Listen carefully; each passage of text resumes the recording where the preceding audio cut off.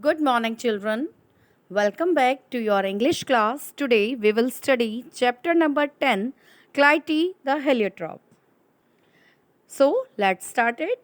There was once a sweet little nymph named Clytie. She was soft spoken and kind, and always dressed in yellow. She had only one pastime, though, gazing at Apollo, the sun god. As he drove his sun chariot through the heaven, she was dazzled by his brightness and power. She watched him as he rose in the east, attended by the rosy fingered Ron. She watched as he climbed still higher in the fiery heat of the noonday sun.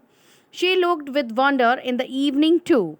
That was when he guided his steed downwards to their many color pasture under the western sky. It means एक बार की बात है बेटा, एक सुंदर सी छोटी nymph थी, एक अप्सरा थी जिसका नेम था क्लाइटी। वह बहुत ज़्यादा सॉफ्ट स्पोकन थी, बहुत दयालु हृदय वाली थी और हमेशा येलो कलर की ड्रेस पहन के रखती थी। उसका एक ही पास टाइम था कि वो हमेशा अपोलो को घूरती रहती थी। अपोलो यहाँ पर सन गॉड, सूर्य देवता के लिए यूज़ हुआ है।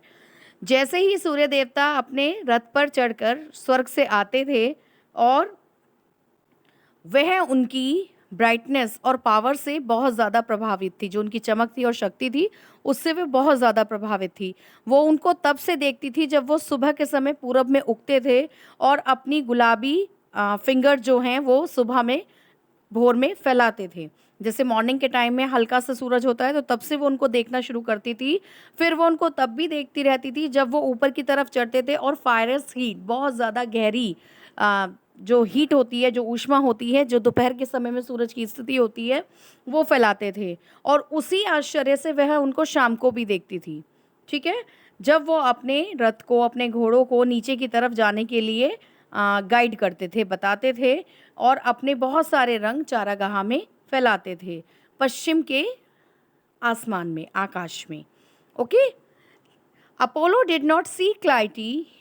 He had no thought for her, but she set her brightest beam upon her sister, the white nymph Leucotho. And when Clytie saw this, she was filled with envy and sadness. Night and day she sat on the ground weeping for 9 days and 9 nights. She never raised herself from the earth, nor she take food or drink. But she turned her weeping eyes towards the sun god as he moved through.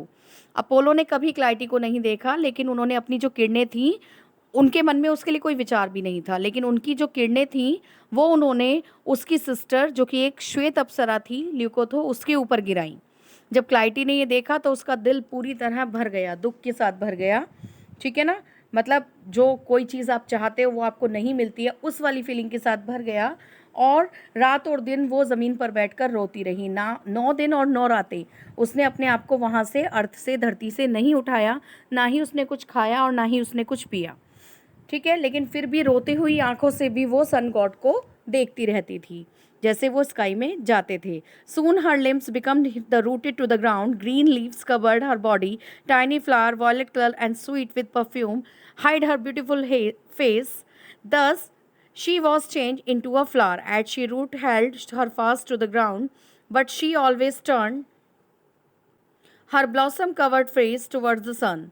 Following his daily flight with eager look, her sorrow and tears were in vain, for Apollo did not look at her.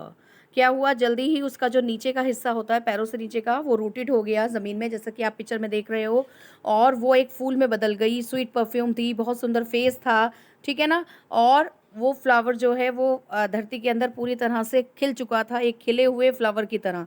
लेकिन अभी भी वो उसी उत्सुकता के साथ सूरज की तरफ देखती थी। उसके आंसू और उसके जो दुख था वो सब बेकार हो गया था, क्योंकि अपोलो उसको अब भी नहीं देखते थे। As And so, though the ages has name turned into the dew-forged face towards the heaven, and people no longer call her Clytie but the sunflower heliotrop.